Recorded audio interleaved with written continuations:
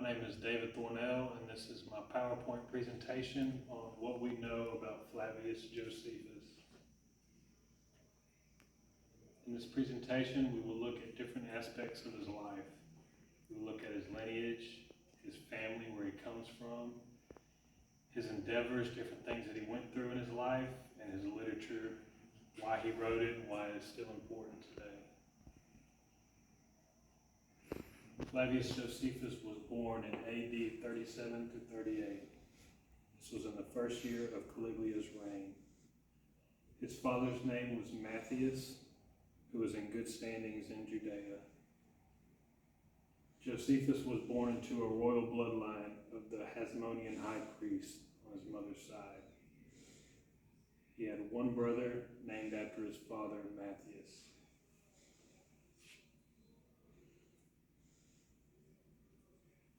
At the age of 16, he sent out to spend time with all three Jewish religious groups: the Pharisees, the Sadducees, and the Essenes.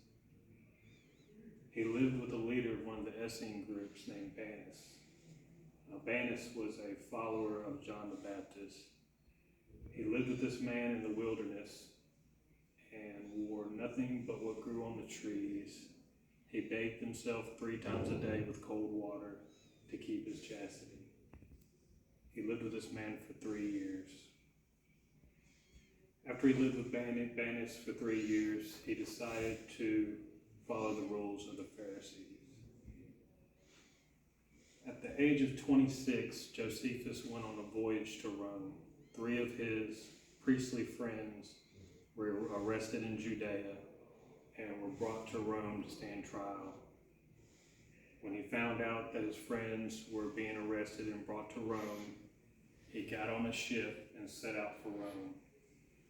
While he was on this ship, the ship sunk in the middle of the sea, and him and all the other passengers swam all night until they were picked up by a ship of Cyrene and brought to the city of Puteoli. While he was here, he met a Jewish actor and the wife of the emperor. He pleaded to the wife of the emperor the case of his priestly friends and eventually got them pardoned for their charges. He was then sent to Galilee as a general over the Jewish forces. His missions were to fortify the city and organize the armory. At the end of the war, he was arrested and brought in front of Vespasian. When he was brought in front of Vespasian, he acted like he was a prophet sent by God and pretended to prophesy over him that he would become emperor and that his son Titus would succeed him. This fake prophecy later became a reality in 69. When this prophecy came true, Vespasian let him out of prison and he became an interpreter for Titus. So Titus put him in a house in the city of Rome, and this is where Flavius Josephus wrote a lot of his literature.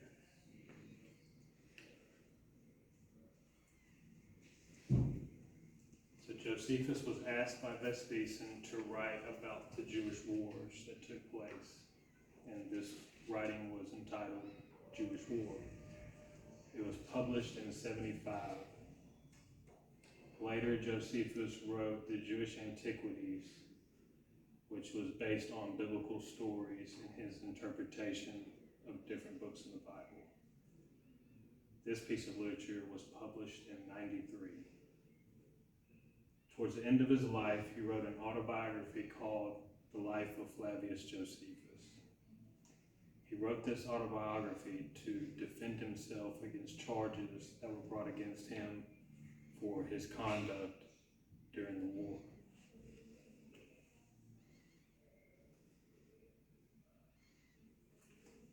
In conclusion, Flavius Josephus had a great influence on the written medieval history.